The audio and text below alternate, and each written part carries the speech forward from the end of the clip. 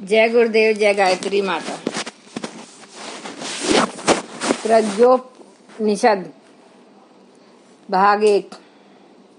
इसमें गुरुदेव जी आगे लिखते हैं कि ऐसे समागम, सत्संग, ज्ञान गोष्ठियों में सदा सदा से महामानवों के कृत्यों आचरण को आधार बनाकर जीवन क्रम की रूपरेखा बनाई जाती रही है। परस्पर चर्चा में मात्र ब्रह्म विद्या के गूढ़ तात्विक विवेचन को ही स्थान न देकर ऋषिगण हर ऐसी जिज्ञासा में रुचि लेते थे जो उस समय की परिस्थितियों की दृष्टि से महत्वपूर्ण हो, भले वे साधारण जनमानस से संबंधित चर्चा क्यों न हो।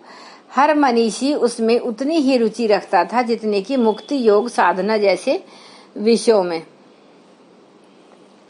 अष्टावक्र उवाच ईश्वर भूपति साक्षात् ब्रह्मांड श महामुने मानवम राजपुत्रम सबम करतु सर्वगुणान्वितम विभूति स्वा आदाद बीज रूपे सर्वा मुदान्वित सृष्टि संचालको शेषा रहित कथम। ब्रह्मांड के सम्राट ईश्वर ने मनुष्य को सर्वगुण संपन्न उत्तराधिकारी राजकुमार बनाया। अपनी समस्त विभूतियां उसे बीज रूप में प्रसन्नता पूर्वक प्रदान की। उसे सृष्टि चला संचालन में सहयोगी बन सकने के योग्य बनाया। फिर भी वह उस श्रेय से गौरव से वंचित क्यों रहता है? ब्रह्म ज्ञानी अष्टावक्र की जिज्ञासा मानव मात्र से संबंधित है। नित्य देखने में आता है कि ईश्वर का मुकुटमणि कहलाने वाला सुरदुर्लभ मानव योनि पाने वाला यह सौभाग्यशाली जीव अपने परम पिता से दो विशेष विभूतियां पाने के बावजूद दिग्भ्रांत हो दीनहीन जैसा जीवन जीता है। ये दो विभूतियां हैं बीज रूप में ईश्वर के समस्त गुण तथा सृष्टि को सुव्यवस्थित बनाने में उसकी ईश्वर के साथ साझेदार जैसी भूमिका। बीज फलता है तब वृक्ष का स्वरूप लेता है। इसका बहिरंग स्वरूप उसी जाति का होता है जिस जाति का वह स्वयं है। लघु से महान, अणु से विभु बनने की महत् कार्य सामर्थ्य अपने आप में एक अलभ्य विरासत है। इसे पाने के लिए उसे न जाने कितनी योनियों में कष्ट भोगना पड़ा। सहयोग सहकार भी सुसंचालन के लिए न कि संतुलन को बिगाड़ने के लिए। ऐसे में जब गुण कर्म रूपी बीज भी गलने से इनकार कर दे एवं मानव तो संतुल्य व्यवस्था के स्थान पर विग्रह असहयोग करने लगे तो असमंजस होना स्वाभाविक है। सामर्थ्य न्यूनतायाम तु साधना भाव एवं प्रतिकूल स्थितो वापि नरस्तव सफलो भवेत् यत्र तन्नास्ति तत्रापि सृष्टि रत्नम नर कथम दैन येन गल्पिते नाथ जीवती है घृणास्पद। सामर्थ्य की न्यूनता, साधनों का अभाव, प्रतिकूल परिस्थितियों होने पर तो सफल न हो सकने की बात समझ में आती है, किंतु जहाँ ऐसा कुछ भी न हो वहाँ मनुष्य जैसा सृष्टि का मुकुटमणि है इस तरह का जीवन क्यों जिए और क्यों घृणास्पद बने? यदि वह सब न होता जिससे मानव समृद्ध संपन्न बन सका है तो मानव के उपरोक्त दो प्रयोजनों सृष्टि उत्पत्ति सृष्टि संचालन में असफल रहने की बात स्वीकार्य भी होती। पर ऐसा तो कुछ है ही नहीं। इसके स्थान पर जन्म देने के बाद उसे तो साधन सामर्थ्य एवं सहयोगकारी परिस्थितियों का अनुदान भी परम पिता ने उसे दिया है।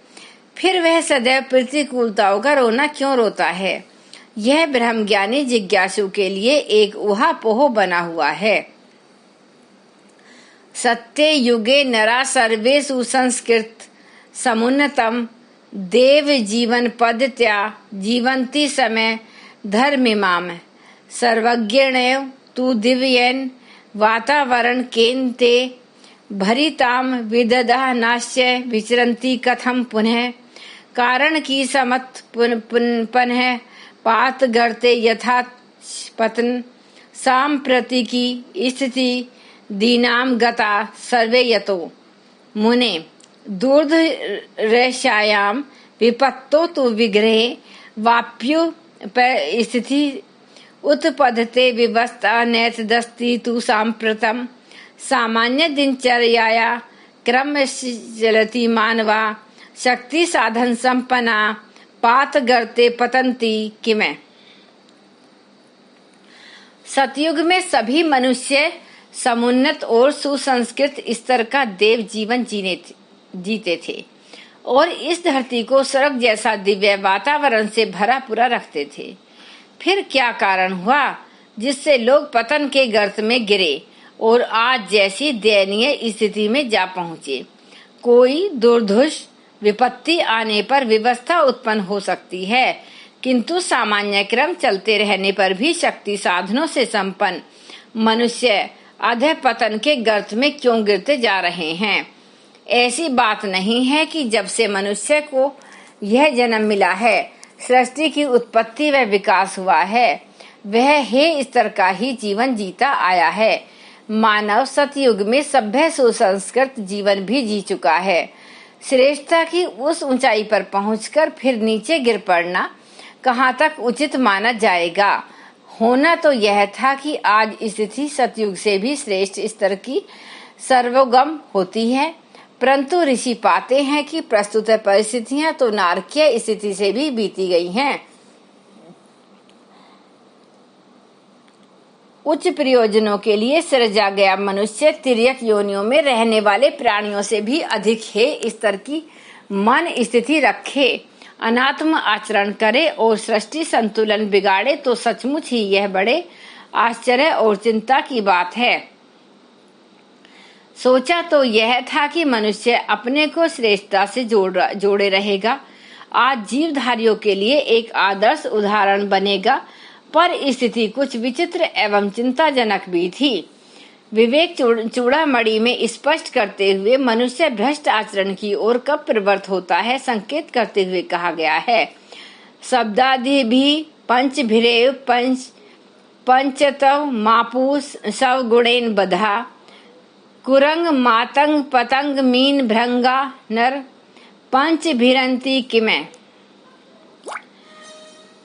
अर्थात हिरण, हाथी, पतिंगा, मछली और भौरा ये अपने अपने स्वभाव के कारण शब्द आदि 5 विषयों में से केवल एक से आसक्त होने के कारण मृत्यु को प्राप्त होते हैं।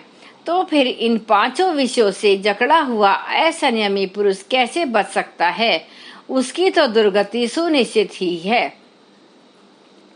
अन्य जीवधारियों के समान यदि मनुष्य भी शिष्णोदार परायण रहकर अपना आचरण व चिंतन बिगाड़ ले तो फिर यह मानना चाहिए कि वह धरती पर इस योनि में अवतरित होकर भी दुर्भाग्यशाली ही बना रहा। आज मानव की उपभोग की ललक व सुख साधना अर्जित करने की एकांगी घुड़दौड़ ने यह भुला दिया कि इस तथाकथित प्रगति और सभ्यता का सृष्टि संतुलन पर क्या असर पड़ेगा। उच्छृंखल भौतिकवाद अनियंत्रित दानव की तरह अपने पालने वाले का ही भक्षण कर रहा है। पर्यावरण असंतुलन और अदृश्य जगत में संव्याप्त हाहाकार मानव की स्वयं की संरचना है, जो आस्था संकट के रूप में प्रकट हुआ है और जिसकी प्रतिक्रिया विभिन्न विभीषिकाओं के रूप में मानव जाति को भुगतनी पड़ रही है। इतिहास का अवलोकन करने पर ज्ञात होता है कि ऐसे उदाहरण पहले भी हुए हैं। इस आश्चर्य भरे असमंजस का क्या कारण हो सकता है, यह सामान्य बुद्धि की समझ से बाहर की बात है। इसके पीछे कोई रहस्यमय कारण होना चाहिए। इस कारण को जानने की हम सबको बड़ी इच्छा है। आप महाप्राज्ञ हैं, तत्ववेत्ता हैं, त्रिकालदर्शी हैं, अविज्ञात रहस्यों को समझने वाले हैं। कृपया इस गुत्थी को सुलझाएं। हम सब यह जानने के लिए आतुरता पूर्वक इच्छुक हैं। ब्रह्म ज्ञानी अष्टावक्र जी की जिज्ञासा सुनकर महाप्राज्ञ पिपलाद ने प्रश्न की गंभीरता अनुभव की। प्रश्न उभारने के लिए उन्हें सराहा और कहा, यदि यह प्रकरण सामान्य चर्चा से सुलझने जैसा होता तो प्रज्ञा सत्र में इस जिज्ञासा को उठाने जाने की आवश्यकता ही नहीं पड़ती। यह ऋषिकालीन परंपरा है कि ऐसे असाधारण मानवीय गरिमा से जुड़े प्रश्नों पर तत्व ज्ञान के मर्मज्ञ महाप्राज्ञों से समाधान पूछे जाते रहे हैं एवं तदनुसार उदय दृश्य सूक्ष्म जगत में वातावरण बनाया जाता है। जनक एवं याज्ञवल्क्य तथा काकभूषणी एवं गरुण संवाद भी इसी प्रयोजन से संपन्न हुए हैं। सूत शौनक संवाद के माध्यम से आर्ष ग्रंथकार ने कथोकथन में अनेकानेक समस्याएं उभारी व सुलझाई हैं। पिप्लाद उवाच महाभाग नैते प्रश्न केवलम दीप्यतयो अध्यात्म तत्व ज्ञानस्य सारथ्यानुतापितु लोक कल्याण कृच्चापि श्रोष्यन्तेन तु ये जना सत्यम यास्यन्ति श्रेयो मार्गस्य विपत्तया भवन्ते सर्व एतस्य समस्यायास्तु कारणम समाधानचु शृण्वन्तु सावधानेन चेतसा। हे महाभाग, आपका प्रश्न केवल अध्यात्म तत्व ज्ञान के सार तथ्यों पर प्रकाश डालता है वरन लोक कल्याणकारी भी है। जो इस शंका समाधान को सुनेंगे वे सभी सत्य को समझेंगे, विपत्ति से बचेंगे और श्रेय पथ पर चल सकने में समर्थ होंगे। आप लोग इस समस्या का कारण और समाधान ध्यान पूर्वक सुने। महाप्राज्ञ पिप्लाद प्रश्न की गंभीरता को अनुभव करते हुए कहते हैं कि ऐसी जिज्ञासा का समाधान हर सुनने वाले को सत्य का बोध कराता है। वस्तुतः सुनते तो अनेकों हैं पर वे अंदर तक उसमें प्रवेश कर उसे जीवन में कहाँ उतार पाते हैं। सुनने वाले जिज्ञासु व्यतीत के हों, जन कल्याण ही जिनका उद्देश्य हो, वे कथा श्रवण सार्थक कर देते हैं। भगवान ने मनुष्य को जहाँ शक्ति और सुविधा से भरपूर बनाया वहाँ उसे एक विशेष सुविधा संयंत्र रचने चयन करने की विधि, अपनी दिशा धारा, जीवन क्रम और गतिविधि अपनी इच्छा अनुसार अपनाने की छूट दी। अन्य सभी प्राणी तो प्रकृति का अनुकरण शरण भर पाते हैं। मनुष्य शक्ति का साधन संपन्न है, इतना कि जितने सृष्टि के अन्य प्राणी नहीं। शरीर बल तो उनके पास भी है पर बुद्धि कौशल तथा अपना मार्ग स्वयं चुनने की छूट ने उसे विशिष्ट विभूति संपन्न जीव बना दिया है। इस स्वतंत्र चयन में भी भगवान भी कभी हस्तक्षेप नहीं करते। अस्या स्वतंत्रताया स्तूपापयोगम कै कथम मुने करोति सम्मुखे से यम परीक्षा पद्धति स्थिता। हे मुने, इस स्वतंत्रता का कौन किस प्रकार उपयोग करता है, यही परीक्षा पद्धति हर मनुष्य के सामने है। विधाता ने मनुष्य को विभूतियों तो दे दी पर साथ ही यह अधिकार भी कि वह उनका जैसा चाहे वैसा उपयोग करे। पर यह भी स्पष्ट कर दिया कि इस चयन की छूट का दुरुपयोग जो करता है वह दुर्गति को प्राप्त होता है। दूसरी ओर अपना लक्ष्य जानते हुए जो मानवोचित गरिमा का निर्वह कर सुनिश्चित योजना बनाकर जीवन व्यतीत करते हैं, वे अपने कल्याण व परमार्थ को साथ जोड़ते हुए जीवन संकट खींचते हैं, वे सदगति को प्राप्त होते हैं। यह एक चुनौती हर व्यक्ति के समक्ष है, वह श्रेय पथ को स्वीकार करे अथवा प्रेय को। जो आत्मरूप को भूलते हैं और उत्तरदायित्व से विमुख होते हैं, वे पतन के गर्त में गिरते हैं। आत्म गरिमा को हर कोई नहीं समझता। आत्म तत्व एक अंगारे के समान है जिस पर कषाय कलमशों के का आवरण चढ़े होते हैं। जो उन्हें हटाने का प्रयास करते हैं वे उसकी चमक व ताप से परिचित प्रभावित होते हैं। बहुसंख्य ऐसे होते हैं जो अपने अंदर छिपी सामर्थ्य को पहचान नहीं पाते, जिम्मेदारी का निर्वाह न कर उल्टे अपना पतन की ओर चल लेते हैं। जिन्हें आत्मबोध हो जाता है वे अपनी स्वरूप समझकर तदनुसार अपनी जीवन योजना का निर्धारण करते व कृतकृत्य होते हैं।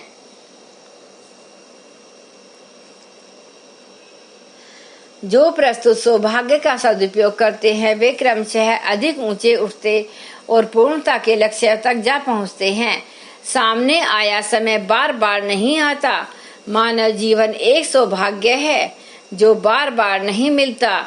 विडंबना यही है कि इसका सदुपयोग करने वाले कम ही होते हैं। जो जीवन का समुचित उपयोग करना जानते हैं वे क्रमिक गति से ऊंचे उठते हुए चरम ध्येय को अंततः प्राप्त करके ही रहते हैं। जीवन प्रत्यक्ष देवता है, वह ईश्वरीय अनुकंपा का दृश्यमान स्वरूप है। जो उसकी आराधना करते हैं, उपलब्धियों का सदुपयोग करते हैं, उन्हें अधिकाधिक मात्रा में उच्च स्तरीय उपलब्धियां धीरे धीरे मिलती जाती हैं। दुरुपयोग करने वाले अपने पैरों आप कुल्हाड़ी मारते हैं और आत्महत्यारों की तरह दुर्गति का दुख भोगते हैं। उनका उद्धार कोई नहीं कर सकता। धन्यवाद। एक बार गायत्री मंत्र हमारे साथ साथ। ओम भूर्भुवः सुवः तत्सवितुर्वरेण्यं भर्गो देवस्य धीमहि धियो यो न प्रचोदयात्। जय गुरुदेव, जय माता जी।